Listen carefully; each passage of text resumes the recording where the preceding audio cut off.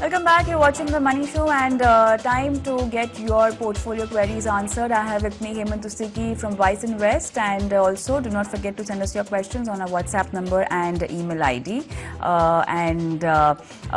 Do send us a detailed question where inform us where you invest, in what kind of funds, and what is the exact strategy you need from us. So, hello and good evening, Hemant. Welcome to The Money Show, and we will take Rohit Singh's question, and he recently turned NRI at 38, and he really wants to have an investment strategy for his retirement. He's invested 50,000 in Axis Small Cap and PGIM India Mid Cap Opportunity. He also has Parag Parikh Flexi Cap, Quant Active, and for 15 years he's planning to do this investment. He wants to understand if for the goal of retirement, are these funds aligned with the kind of goal he's lined up for himself, and also he wants you to help him allocate 45,000 and he is also wanting to know as to what should be the changes in the current portfolio if needed. Well, Kavita, I think in this case, his time horizon, he said, is around 15 years. So obviously for a time horizon like this where you're investing for 15 years, investing in equity fund, I think, is absolutely the right thing to do. So far, it appears that he's been investing lump sum money. He has 4 funds in the portfolio. There is a flexi cap fund, which is Parag Parikh Flexi Cap Fund. There is a multi cap fund, which is Quant Active. Then there is a small cap and a mid cap fund. I think in terms of categories, he has done all right. He can continue with these categories. But there are a couple of changes I believe that if he can consider making, his portfolio will look better. Maybe it will perform better. These 2 funds are basically the small cap fund and the mid cap fund. I think in the small cap category, there are a few other funds which have been doing consistently well. And looking at the level of diversification and the way the money has been managed, I certainly believe that those funds have a potential to deliver a better return than Axis Small Cap even going forward. Some of these funds are Quant Small Cap Fund, Nippon India Small Cap Fund, even HDFC Small Cap Fund. You can choose one of these 3 in place of Axis Small Cap Fund. In case of mid cap, he has PGIM Mid Cap Fund. Again, I believe that there are a few funds which have been doing better, and I believe that again, in terms of stock selection, they have the potential to do better. It's like you can consider Motilal Oswal Mid Cap or Nippon India Growth. So these 2 changes, if you consider, as I already mentioned, that I think the categories that he has, they are perfectly fine. In terms of allocating money for the SIP of 45,000, I think the good thing is that so far he has invested lump sum money. Now he wants to start investing through SIP. I think it's a great combination where you have some investment through lump sum and also investing through SIP. In the existing fund, he can look at Parag Parikh Flexi Cap, where he can invest 11,000. Quant Active, which is a multi-cap, he can invest 12,000. And 11,000 each in mid and small, depending on which fund he chooses. In case he wants to select one of the funds that we discussed, he can invest in those. If he wants to continue with the existing fund that he has, the allocation will remain the same, which is 11,000 each in small and mid cap. Let's talk about Meenal, and that's the other viewer's query. Okay, so someone has sent this question on Meenal's behalf and says that Meenal is 24 years old and she wants to do an SIP for the period of 36 to 45 years with a target of 27 crores and want to understand what should be the amount to get this corpus.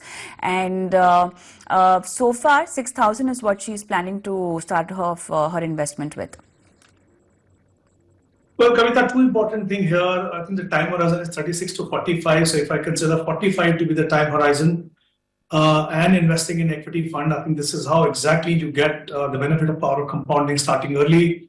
Assuming a return of 12%, even though I strongly believe that when you're investing in good quality equity funds for a period of 45 years, your returns can be much higher. But for the purpose of calculation, let's consider 12% return. She needs to invest 12,000 rupees, just 12,000 rupees to accumulate a corpus of 27 crore after 45 years. So I would recommend, I always believe that all 3 segments, market segment, large, mid and small, should be there in the portfolio. So 1 large cap, 1 mid cap and small cap fund. Nippon India large cap, 2,000 rupees to begin with.